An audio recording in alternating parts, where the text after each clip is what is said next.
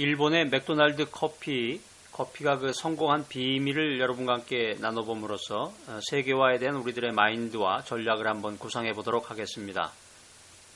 일본 맥도날드 커피 그 성공의 비밀은 우리가 흔히 커피라고 하는 것은 그 겨울에 그 수요가 늘어나는 그런 음료로 우리가 보통 생각하고 있는데요. 몸을 따뜻하게 하기 위해서 핫커피를 먹는 사람들이 겨울철에 많이 늘어난다고 합니다. 그런데 그 보통 커피숍은 장사가 안 되거나 손님이 없어서 문을 닫거나 커피가 안 팔린다라고 하는 소문은 별로 들리지 않습니다. 일본에서도 마찬가지로 커피숍은 불황이 없다라고 보통 인식을 하고 있는데요. 커피를 자신의 기호식품으로 선호하는 사람들이 점차 늘고 있습니다. 오늘은 여러분과 함께 그 커피의 세계로 잠시 여행을 떠나는 중인데 일본에서 판매하고 있는 그 커피 브랜드의 종류가 무척 많다라고 합니다. 저도 일본 여행을 하면서 그 백화점이라든가 주로 그 커피 그 샵을 방문해 보면 평소에 제가 보고 들었고 마셔봤던 커피 이외에 다양한 종류의 그 브랜드가 있다는 것을 보고 굉장히 그 놀란 적이 기억이 납니다.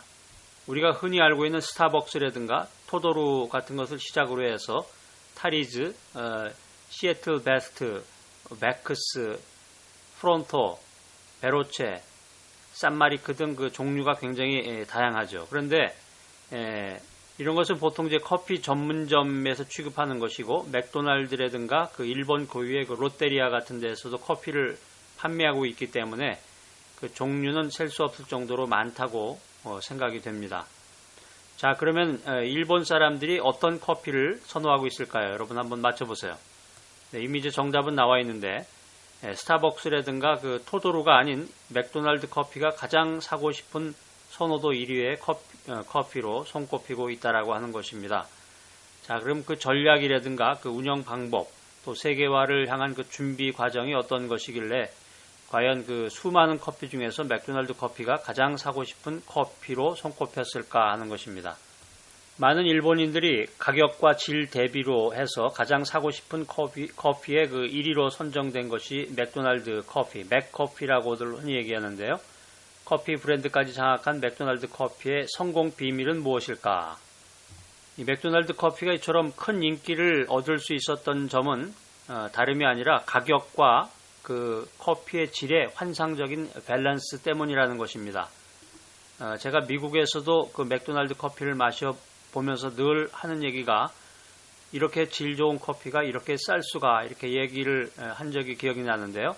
그 일본 맥도날드 커피는 이렇게 호황을 누리게 된 그 원인이 됐다라고 하는 것입니다. 보통 그 커피 전문점에서 판매되고 있는 커피의 가격은 대부분 일본에서 200엔 정도의 그런 가격인데 가장 저렴한 그 아메리카노가 200엔, 또 다른 커피도 그 이상이 가지만 맥도날드는 100에서 120엔이라고 하는 초저가의 가격을 실현시킴으로써 소비자의 만족을 샀다라고 하는 것입니다.